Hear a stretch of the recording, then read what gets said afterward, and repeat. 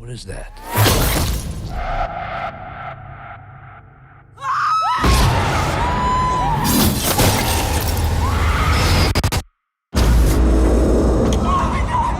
Get away from the window! What is happening? I don't see anyone.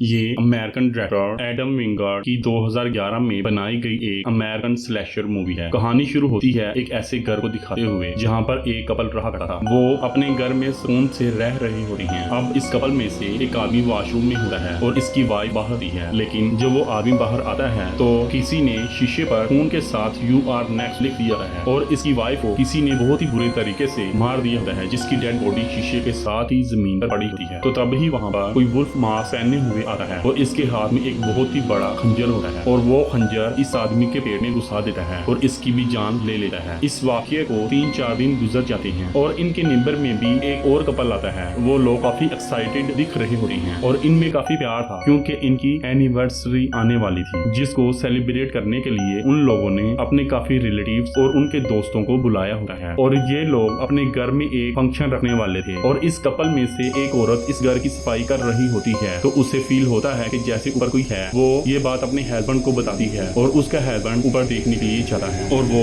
उस room का door open करने वाला ही होता है कि तभी उसका बेटा अपने दोस्त के साथ अंदर आता है और अपने फादर को ऐसा करने से मना कर देता है और इनका बेटा कहता है कि आप नीचे आ जाएं, हम लोग आ चुके हैं। ये इस कपल का छोटा बेटा होता है और इनके बेटे की दोस्त का नाम एरन होता है। एरन को ये फैमिली बहुत ही अच्छी लगती है। अब सुबह होते ही इनका बड़ा बेटा ड्रेक भी आ जाता है और उसके साथ उसकी वाइफ भी होती है। ये दोनों हस्बैंड और वाइफ यानी कि ड्रेक और इसकी वाइफ दोनों की नेचर ज्यादा अच्छी नहीं होती। वो दिल के बहुत ही बुरे होते हैं। वो हमेशा ही दूसरों का दिल दुखाते हैं और नए नए जोक सुनाते रहते हैं। अब रात को ड्रे की सिस्टर भी आ जाती है। अब उसका दोस्त भी उसके साथ होता है और अब थोड़ी ही देर के बाद ड्रे का सबसे छोटा भाई जो इस कपल का सबसे छोटा बेटा होता है वो अपने दोस्त के साथ यहाँ आ जाता है। अब ये सब लोग पहुंच जाते हैं और खाना खाने के लिए डिनर टेबल पर बैठ जाते हैं, लेकिन तभी इस कपल की बेटी के दोस्त को कुछ आवाजें आती हैं। वो खिड़की के पास जाता है ताकि वो इन आने वाली आवाजों की वजह जान सके। तभी एक एरो यानी कि तीर उड़ता हुआ आता है और उसके सर पर लगता है और तीर उसके सर के आर पार हो जाता है, जिससे उसकी वहीं पर डेथ हो जाती है। इस वाक़े को देखकर सब लोग वहाँ पर चीखने चिल्लाने लग जाते हैं क्योंकि इन सब को इसकी डेथ पर यकीन ही नहीं आ रहा होता और इनका ये एनिवर्सरी फंक्शन बहुत ही बुरी तरह से खराब हो जाता है और इन्हें ये भी समझ नहीं आ रहा कि ये तीर क्यों करने वाला कौन था और आखिर ऐसा क्यों किया गया। और देखते ही देखते पूरे घर की चारों तरफ से तीर आने लगे। ये तीर शीशे तोड़ते हुए अंदर आ रहे होते हैं।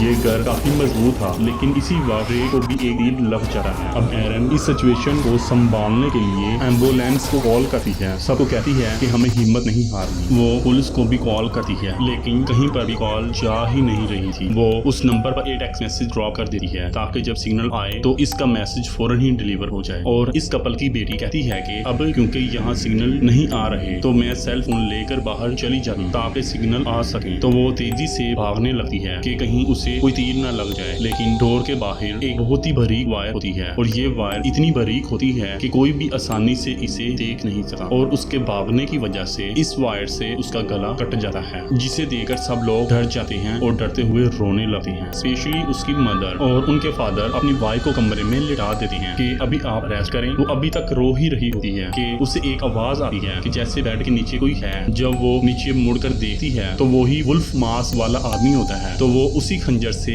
इस औरत के फेस पर वार करता है, जो खंजर पहले वाले कपल को मारने के लिए यूज किया गया था, जिससे वो भी मारी जाती है। तो अपनी वाइफ की आवाज सुनकर जब वो आदमी अंदर आता है जो इन सब बच्चों का फादर था, तो इन बच्चों का फादर ये सब कुछ देखकर रोने लगता है। उनके बच्चे उन्हें चुप करवाते हुए नीचे लेकर आते हैं, लेकिन ड्रे की वाइफ वहीं पर होती है और उस रूम में "You are next" लिखा हुआ था, जिसे हमने पहले भी देखा था। जब वो लड़की बेड के नीचे देखती है तो बेड के नीचे तो वो ही वुल्फ मास्क वाला आदमी होता है। वो नीचे आकर रोने लगती है और सबको बताती है कि अभी भी वो वहीं पर ही है। वो इस घर से बाहर आ जाती है। उसका हस्बैंड ड्रे उसके पीछे आता है, लेकिन ड्रे की पीठ पर तीर लगा होता है और एक वायर से टकराने से वो वहीं पर गिर जाता है। ड्रे की वाइफ सीधा अपने नेबर के घर की तरफ आ जाती है और उनका डोर नॉक करने लगती है, लेकिन कोई भी डोर ओपन नहीं करता। उसके पीछे वही वुल्फ मास्क पहने आदमी आ जाता है। उसके फेस पर पंच मारकर उसे खिड़की से अंदर गिरा देता है। वो लड़की देखती है कि सामने पड़े पड़े हुए सोफे पर एक आदमी बैठा है तो वो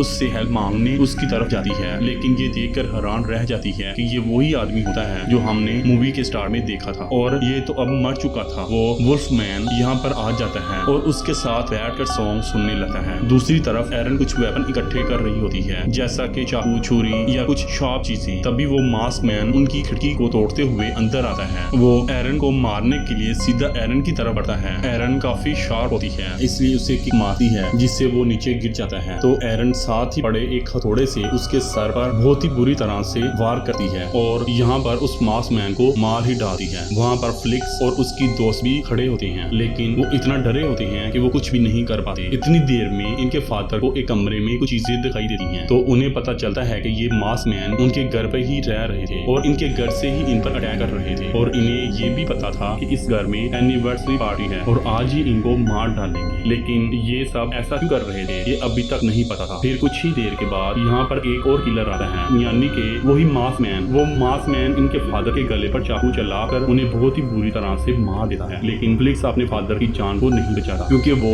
और इसकी दोस्त इस किलर के साथ मिले हुए थे। और अब ये पता चलता है कि यहाँ पर होने वाले सब इंसिडेंट यानी कि मर्डर्स वगैरह फ्लिक्स की प्लानिंग से ही हो रहे थे। हमें पता चलता है कि ये तीनों मास्क मैन आपस में भाई थे। अब एक और मास्क मैन जब किचन में जाता है तो देखता है कि उसका भाई यहाँ पर मरा पड़ा है। उसे अपने भाई की डेड बॉडी देखकर बहुत ही गुस्सा आ रहा है और कहता है कि जिस किसी ने भी इसके भाई को मारा है वो उसे नहीं छोड़ेगा, उसे मार डालेगा। लेकिन एरन वहाँ पर आ जाती है और इस मास्क मैन पर अटैक करके उसे जख्मी कर देती है, तो वो मास्क मैन जख्मी हाल में ही भाग जाता है। अब फ्लिक्स और उसकी दोस्त नीचे आते हैं तो एरन उससे पूछती है कि फादर कहाँ हैं, तो वो कहते हैं कि ऊपर सो रही हैं। यहाँ पर एरन फ्लिक्स और उसकी दोस्त को कहती है कि हमें कुछ वेपन तैयार करने होंगे। एरन एक ट्रैप तैयार करने लगती है जिससे वो मास्क मैन को मारने वाली है। ड्रेक और फ्लिक्स कुछ वेपन लेने के लिए नीचे जाते हैं जो वेपन इस ट्रैप में यूज होने वाले थे। तभी फ्लिक्स ड्रेक को बताता है कि क्या तुम्हारी वाइफ की डेथ हो गई है। तो ड्रेक अपनी वाइफ का सुनकर काफी इमोशनल होते हुए रोने लगता है और इस बात का फायदा उठाते हुए फ्लिक्स इस पर स्क्रू ड्राइवर से अटैक कर देता है और वो स्क्रू ड्राइवर इसके पेट में जोर जोर से घुसा देता है जिससे ड्रेक की बहुत ही बुरी तरह से डेथ हो जाती है। यहाँ पर फ्लिक्स की दोस्त एरन से काफी जल रही होती है, तो वो एरन से पूछती है कि तुम ये सब कुछ आसानी से कैसे हैंडल कर लेती हो। तो एरन कहती है कि मैंने ये सब कुछ सीख रखा है, मेरा बचपन सर्वाइवर कैंप में गुजरा है जहाँ मैंने हर इमरजेंसी को डील किया है। अब वो कील लगे ड्रेप्स यानी कि लकड़ी के पर्दे डोर्स और विंडो के आगे रख देती है। जैसे ही ये ऊपर ड्रेप्स लगाने जा रही होती है तो इसकी नजर फादर पर पड़ती है जिसकी डेथ बहुत ही बुरी हुई होती है और वो अपने फादर की डेड बॉडी को देखकर डर जाती है। इसके पीछे वुल्फ मास्क मैन होता है जो इसे मारने ही वाला होता है, लेकिन एरन विंडो से नीचे कूद जाती है और स्टोर रूम में जाकर छुप जाती है। अब एक और मास्क मैन अंदर आ रहा होता है तो वो एरन के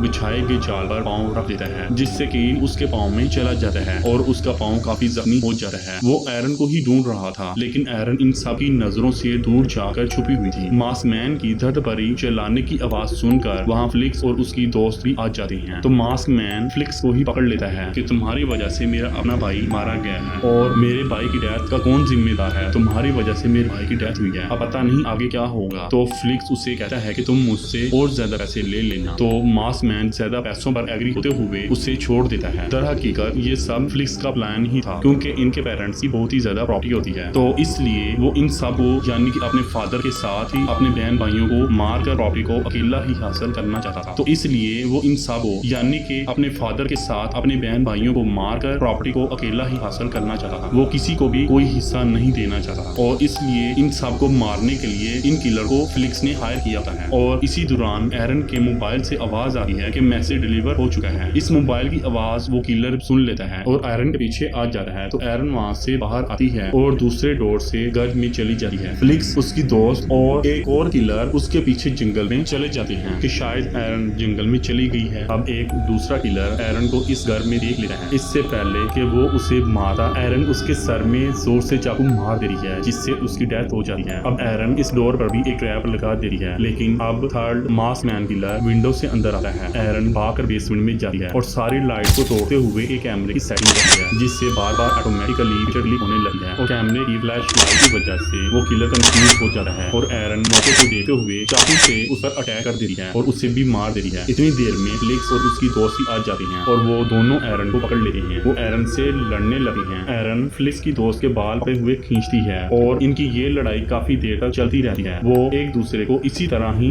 मारने लगे हैं, लेकिन इसी लड़ाई के दौरान एरन को चाकू लग जाता है। एरन फ्लिक्स के सर पर ग्राइंडर मार देती है, जिसकी वजह से उसके सर पर काफी ज्यादा खून आने लगा है। एरन फ्लिक्स को बहुत ही बुरी तरह मार देती है, क्योंकि उसने फ्लिक्स के सर पर ग्राइंडर रखकर उसका स्विच ऑन कर दिया है और ग्राइंडर के ब्लेड से इसका सर चीर चुका था। और फिर एरन अपने ही कमर से चाकू निकाल कर फ्लिक्स की दोस्त के सर में घुसा देती है, जिससे वो भी मारी जाती है। इनको मारने के बाद एरन सूंड से बैठ जाती है कि शायद सारे किलर मारे जा चुके हैं, लेकिन उसी वक्त ही फ्लिक्स के मोबाइल की बेल बजने लगी है और एरन इस कॉल को रिसीव करती है। कॉल के दूसरी तरफ की आवाज सुनकर एरन बहुत ही शॉक्ड हो जाती है, क्योंकि ये कॉल किसी और की नहीं बल्कि इसी के दोस्त की होती है, यानी कि फ्लिक्स का बड़ा भाई। वो समझता है कि शायद फ्लिक्स ने ही कॉल रिसीव की है, इसलिए वो कॉल करके बताता है कि बाहर सब क्लियर है और इसी के साथ ही वो अंदर आ जाता है। एरन को ये देखकर अपनी आंखों पर यकीन नहीं आता कि इसका दोस्त भी इस प्लान में शामिल था। वो अपने इस दोस्त पर भरोसा करती थी। इसका दोस्त इससे कहता है कि पागल मत बनो, हमारे पास बहुत ही ज्यादा पैसा है, तुम ये क्यों नहीं सोचती कि अब हम अपनी आने वाली लाइफ बहुत ही खुशी से गुजारेंगे। लेकिन अब एरन इस तरह के इंसान पर भरोसा नहीं करना चाहती थी, वो एक कातिल है। तो एरन इसकी गर्दन में चाकू घुसा देती है। इसी वक्त बाहर पुलिस आती है और एरन को देखते हुए पुलिसमैन ये सोचता है कि एरन ने ही इन सबको मारा है, तो वो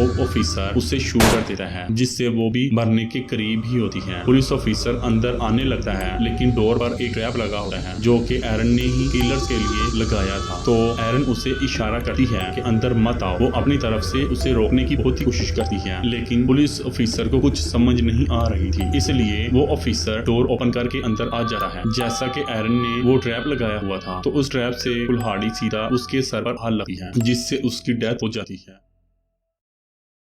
और ये मूवी यहाँ पर ही खत्म हो जाती है। इस तरह के मजीद मूवी रिव्यू देखने के लिए चैनल को सब्सक्राइब करें। शुक्रिया।